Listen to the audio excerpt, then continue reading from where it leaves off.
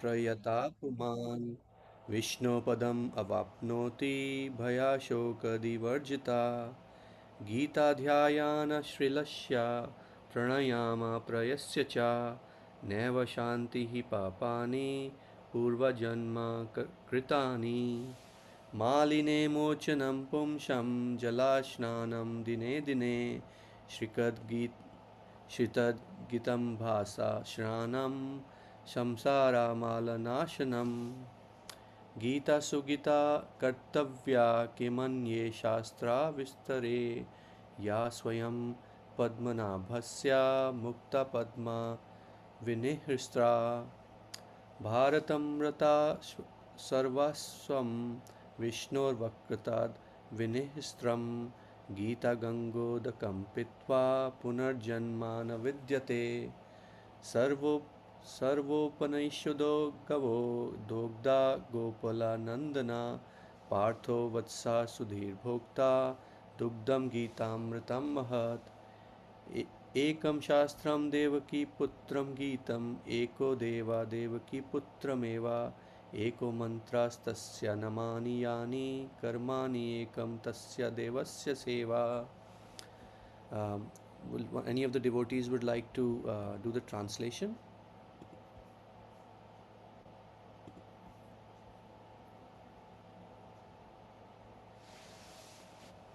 Meenuji, can you do it? Is that possible?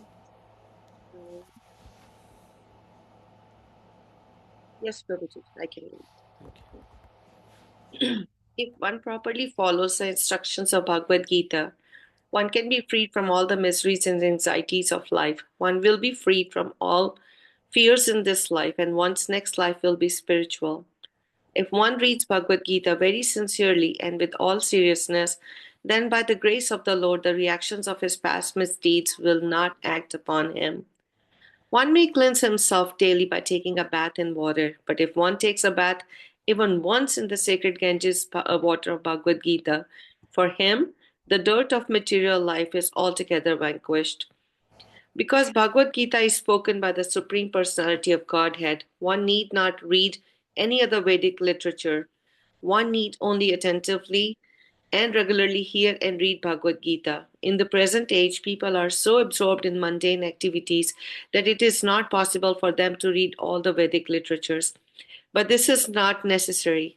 This one book, Bhagavad Gita, will suffice because it is the essence of all Vedic literatures, and especially because it is spoken by the Supreme Personality of Godhead.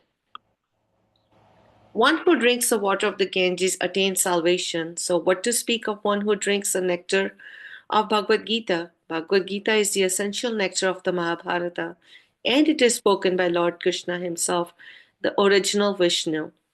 This Gita Upanishad, Bhagavad Gita, the essence of all Upanishads, is just like a cow, and Lord Krishna, who is famous as a cowherd boy, is milking this cow.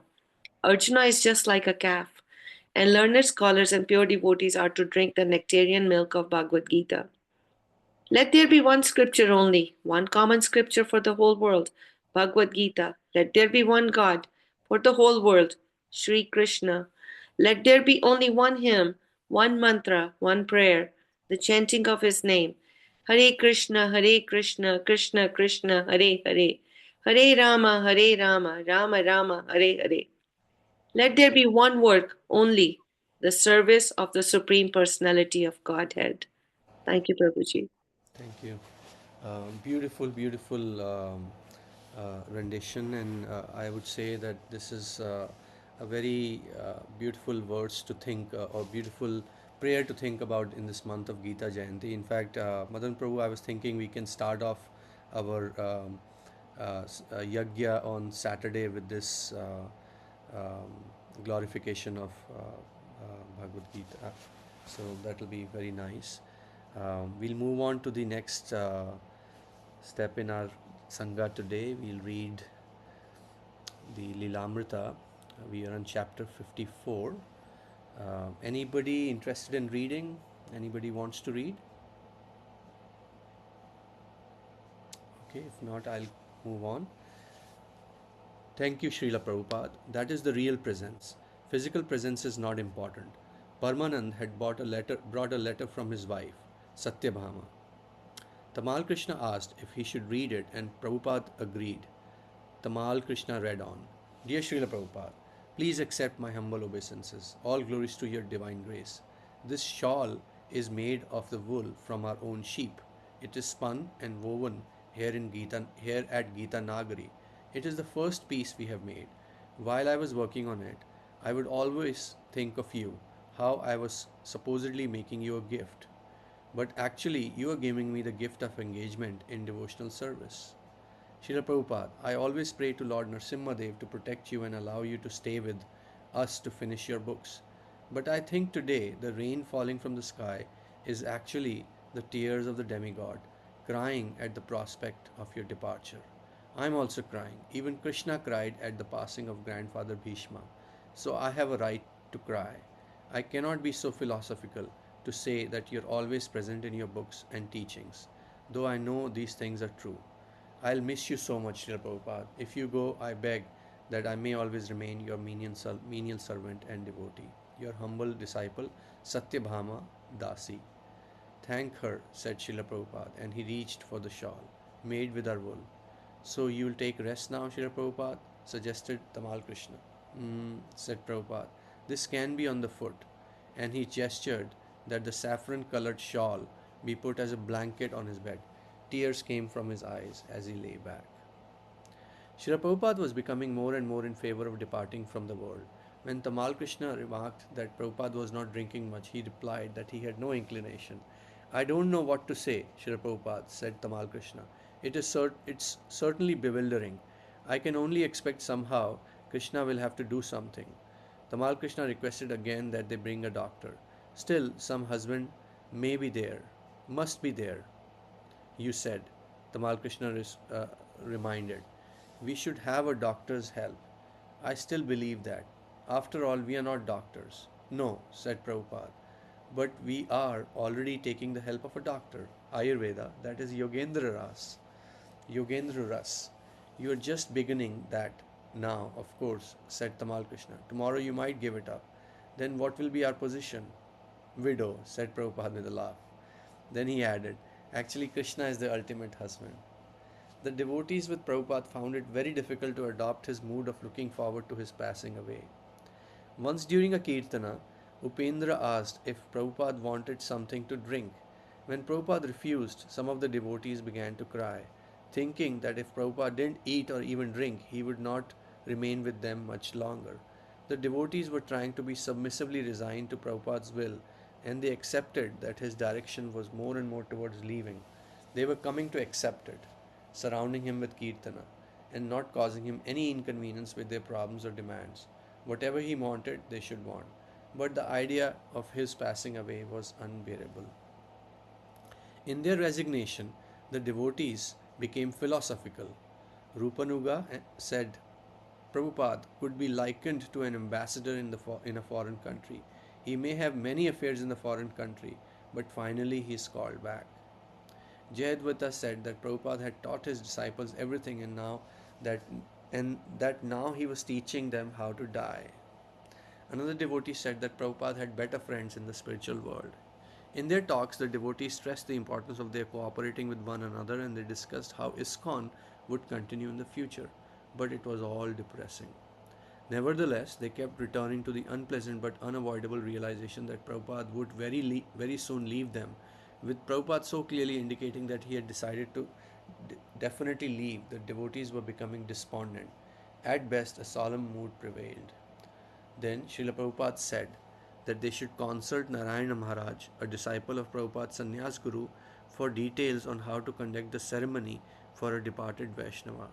He also described where his samadhi should be located and asked that after his departure, a feast be served in all the main temples in Vrindavan, with ISKCON bearing the expense. On one level, everything seemed to go on as usual. The October weather was very pleasant. The Kurukula boys were continuing with the routine, and the deity worship went on as usual. But in front of the temple, workmen began clearing a space for Prabhupada's Samadhi. After several days of Prabhupada not eating or drinking, Tamal Krishna tried again, but gently. You don't want to drink anything today? Let me drink Harinam Amiya Vilasa, said Srila Prabhupada. Here, Srila Prabhupada is quoting a song by Bhakti Vinod Thakur. Chanting the holy name is my only pastime. Jai Srila Prabhupada said Hari sorry. Harinam is the sweetest nectar. Nivrata Tasrer Nivrata Tasrer Upagi Yamanad Bhava Sadhat. Prabhupada quoted. This is Bhavasadha Hari Kirtana. Here Srila Prabhupada is referring to a verse in Srimad Bhagavatam 10.1.4 wherein hearing about Krishna is described as the medicine to cure the material disease of taking birth in the material world again and again and suffering. Jayadvata completed the verse. Bhava Sadhak Shrota Mano Bhrimat. Ah, Prabhupada acknowledged. And Charanamrita, diet. Diet and medicine. Let me depend on these. Although he was fasting, Srila Prabhupada inquired about the prasadam being served to the devotees. Now 100 or more extra devotees were at the temple and more were expected. This time, what do they supply? Asked Prabhupada. What they supply? Said Tamal Krishna. You mean prasad? Of course, today is the day after Ekadashi, so they had some cereal made with good and some fruit salad made with guavas and bananas. This was all this morning. Lunch is usually substantial, very good. This is the best prasadam that we have had in many years in India. The cook, Ayodhyapati, is doing very nicely. Do you want to know what he cooks for lunch? Prabhupada nodded slightly. He cooks an aloo sabji with dal sauce. Tamal Krishna continued, and he makes bhindi, very nicely spiced, and dal roti, rice, apple chutney, and dahi raita every day. Prabhupada asked who assisted Ayodhyapati. He didn't want any hired cooks. Only devotees are cooking, said Tamal Krishna, and it is very tasteful. And everybody, about 125 devotees, sit together and take prasadam. And the guests from the guest house also take. Everyone takes together. Everybody liked, asked Prabhupada smiling. Yes, oh yes, was the combined reply of the devotees in the room. They all crowded close around Prabhupada's bed. That's nice, said Prabhupada. You are the perfect father, Srila Prabhupada, said one of the devotees. You provide everything for us, a place to live, food to eat, everything, and you have trained us in spiritual knowledge. Prabhupada uttered one of his deep sound. Then he said, chant all together, and the assembled devotees gladly began a kirtan. The room was very dark except for a night light behind the head of Srila Prabhupada's bed. Devotees were chanting softly, using only the tiny pair of kartalas for keeping rhythm. Tripurari Swami was massaging Srila Prabhupada's feet, Bhagatji his right leg, and Tamal Krishna his left arm. Suddenly, Narayan Maharaj from Devananda Saraswati Mutt in Mathura entered along with two of his men. Prabhupada's disciples immediately gave him a seat at the side of the bed. Srila Prabhupada began speaking but so softly that Narayan Maharaj had to lean over to hear. Seeing a conversation about to begin, the devotees in the room, numbering about 15 or 20, moved in closer. Srila Prabhupada began. Srila Prabhupada, Bhaktisiddhanta Saraswati said that we should preach in Europe, America. That was his desire. And his other desire was that we all would work together jointly to preach. Yes, that is right, said Narayan Maharaj. I didn't want waste a single moment, said Srila Prabhupada. I tried my best, and it has been successful to some extent. Srila Prabhupada's voice was choked with emotion. If we work conjointly, he continued, then, as Chaitanya Mahaprabhu said, Prithvite, Sankirtana has great possibilities. My life is coming to an end. It is my desire that you all forgive me for my mistakes. My God brothers, when you are preaching, at times there are some disputes, some misunderstandings. Maybe I also committed some offenses like that. Please ask them to forgive me. When I am gone, you will all sit together and decide how you can manage for some utsava or festival for me. How much should we pay? What do you think of this? Here, Srila Prabhupada refers to Sri Chaitanya Mahaprabhu's prediction that Krishna consciousness would spread to every town and village in the world. Whatever instructions you give me, said Narayan Maharaj, I'll follow them with absolute sincerity. I consider you my Guru. Narayan Maharaj said that what Srila Prabhupada had created should be protected and it was everyone's duty to do so. He pledged to help in whatever way he could. Srila Prabhupada inquired if his god brothers who had temples in Mathura Vrindavan were present, and Narayan Maharaj replied that most of them were out of station. Regarding Srila Prabhupada's asking his god brothers for forgiveness, Narayan Maharaj said, They're all trivial things in this worldwide preaching. If some little things go wrong here and there, what difference does it make? It is all right. Whatever you have done for the well being of the entire human society. There is no individual interest. Everything was done in the interest of God. He advised that Srila Prabhupada not worry. His disciples were worthy and would maintain things. Therefore, Prabhupada should now simply think of the Lord. Narayan Maharaj then asked his assistant, Sheshadri Brahmachari, to sing Shri Rupa Manjari Pad. While everyone listened in silence and Srila Prabhupada lay still, Sheshadri Brahmachari sang the song very sweetly. Next, Narayan Maharaj sang a bhajan, finishing with the refrain, Jai Gurudev, Jai Prabhupada. After a pause, Maharaj spoke again, this time referring to Srila Prabhupada's disciple. They should be told that they should never get motivated by their own self interest, he said. They should make your mission successful. Srila Prabhupada turned his head slowly, looking over the devotees as they gathered in even more closely. Then slowly he lifted his hand as if to call them all to attention and said, Do not fight amongst themselves. I have given direction in my books. He then lowered his hand. Prabhupada's god brother Indupati entered the room. Srila Prabhupada heard his greeting and repeated his request. First of all, I want to say, forgive me for all my offenses. I didn't want to hurt anyone, but while preaching, one has to sometimes say something that may offend others. Will you forgive me? Yes, yes, Indupati said. Maharaj, you didn't commit any offenses, said Narayan Maharaj. We never thought that you did anything wrong. On the other hand, you bless us. We need it. You never did any wrong. If someone is offended by your actions, that is his fault. Narayan Maharaj then gently took Srila Prabhupada's right hand and felt his pulse. After a moment or two, he said, Pulse is all right. After your consciousness is perfect. If you have to go by the will of the Lord, then you'll go perfectly. Promising to return again, Narayan Maharaj asked permission to leave, and he and Indupati and their party left the room. Srila Prabhupada's disciple moved back and remained silent, not wanting to instigate any conversation to unnecessarily tax Prabhupada. They appreciated Narayan Maharaj's word, but it was another final goodbye. Before the atmosphere of despair could engulf them, they began again their soft singing kirtan. Early one morning in October, as Srila Prabhupada continued fasting from food and drink, Upendra made an innocent but somewhat impertinent complaint. How can you refuse to drink? He asked. What is wrong if I don't drink? Srila Prabhupada replied. I feel no inconvenience. Upendra added that if Srila Prabhupada didn't drink, his body would become dehydrated. Prabhupada made no reply, and Upendra left the room. What about water? Abhiram asked. Srila Prabhupada thought for a moment and said, So you discuss among yourselves and decide what you want me to do. Discuss? He seemed to be speaking of more than the merits of drinking water. Discuss about recovery? Asked Abhiram. I don't want, said Srila Prabhupada. You say you don't want recovery, Srila Prabhupada? Yes, said Srila Prabhupada. Abhiram then went to the outer room, the secretary's reception room, where some of the GBC men were sitting together. He dutifully mentioned what Srila Prabhupada had just said to discuss amongst themselves about his recovery. But Abhiram's remark didn't seem like news. The devotees were already well aware that Prabhupada was making almost no attempt to carry on. They were resigned to it. Srila Prabhupada wanted to leave now to die peacefully. They had been trying to encourage him to drink, but now he was determined to simply fast until the right time came. When they could accept it, whether they could accept it or not, it was happening.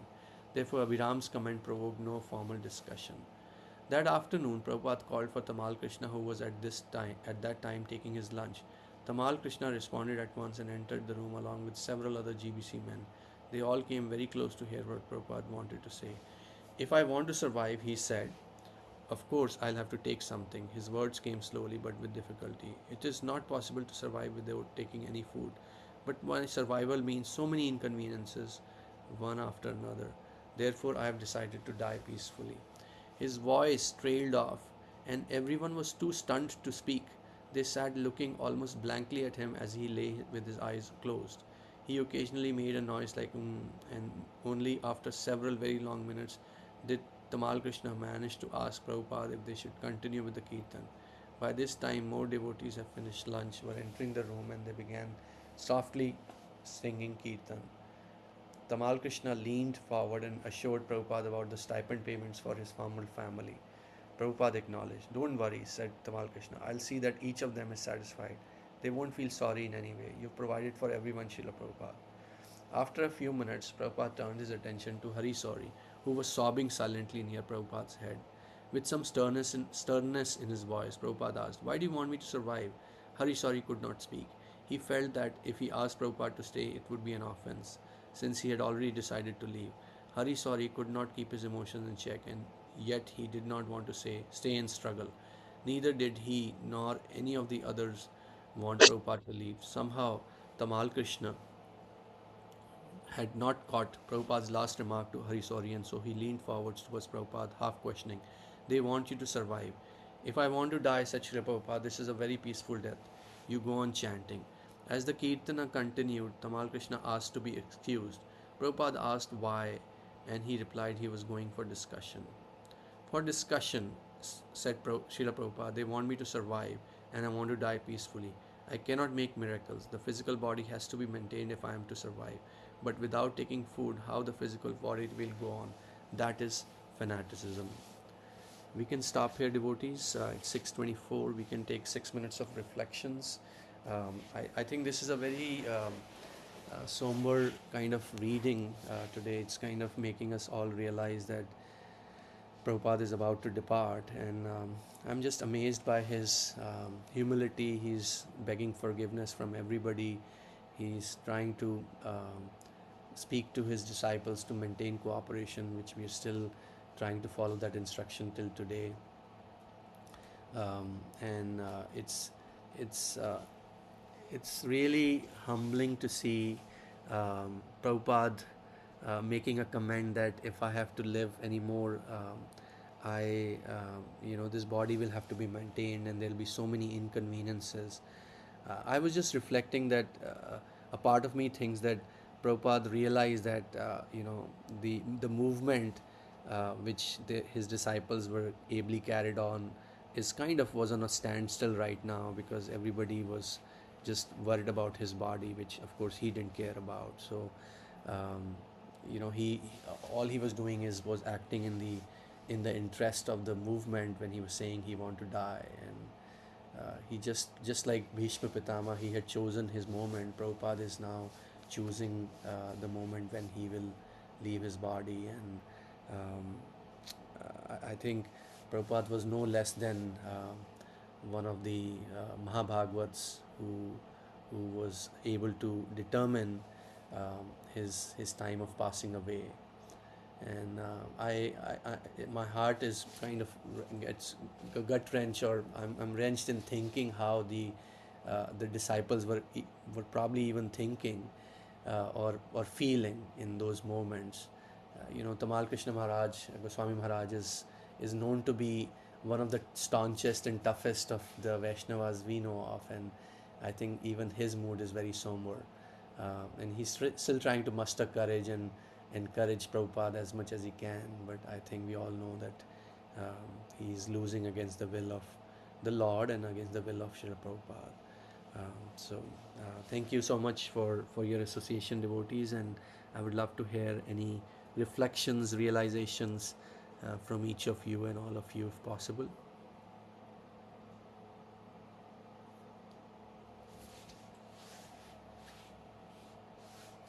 Hare Krishna, Prabhuji. Hare Krishna, everyone. Just a few points, and I'll discuss the points first, and then I'll share my personal experience a little bit. He said, he's keeps on insisting that a husband has to be there, or somebody asked what happens when a husband is not there. He said, then you're a widow, and being a widow myself, I kind of relate to that little bit, but he said Krishna is the ultimate husband. So that does bring a little bit of solace to me. And during the time of this adversity where everybody's kind of distressed about Srila Prabhupada leaving, one good point also came was where they all decided that and stressed that they need to cooperate with each other. When the going gets tough, the tough gets going. So that becomes very important to unite in the face of adversity. And even at the last moments, how Srila Prabhupada was thinking about only and only of his guru's desire, and how he wanted Chaitanya Mahaprabhu's words to come to truth, that every town and village will have Harinam Sankirtana. And he told them not to fight among themselves. So these were the reflections, and I feel the plight of all the devotees because a few years back, I also had to make a decision whether my husband, I had to put him in hospice and had to kind of make that tough decision. So I am feeling myself right now standing right next to Srila Prabhupada's bed and watch him degrade or vanish into that voidness slowly. So I just wanted to share that. Sorry, got a little bit emotional today. Thank you. Thank you, Meenuji, for sharing your perspective, and um, you know, we all understand where you're coming from for sure. Anybody else would like to share some thoughts? I see Shreya has joined today, and Hare Krishna. Hare Krishna, Madan Prabhu.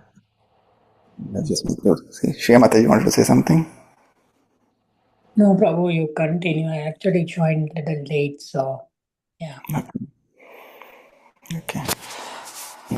Thank you, Meena Mataji, for sharing that. It's a very personal um, reflection, realization. But again, that is what makes these things so personal for us, because Prabhupada was personal, and he taught us that the Lord is personal, right? And like I said, Krishna is the ultimate husband. So even though, and how much of service you do for ISKCON Cincinnati, so we all, like you said, we all are united, and all of us are there for each other, so that you never feel, separated or feel alone. So that is what Srila Prabhupada has given us, this wonderful movement. And I had few thoughts about, again, I think Prabhupada is teaching his disciples, one thing that comes to my mind is when I was in Dallas last year for the Kirtan 50, this was around this time when as well as Bhakti Bringa Govind Maharaj, B.B. Govind Swami Maharaj, he was mentioning something that happened where he was sitting at the bed, at the lotus feet of Srila Prabhupada around his bed, and they were reading some news article.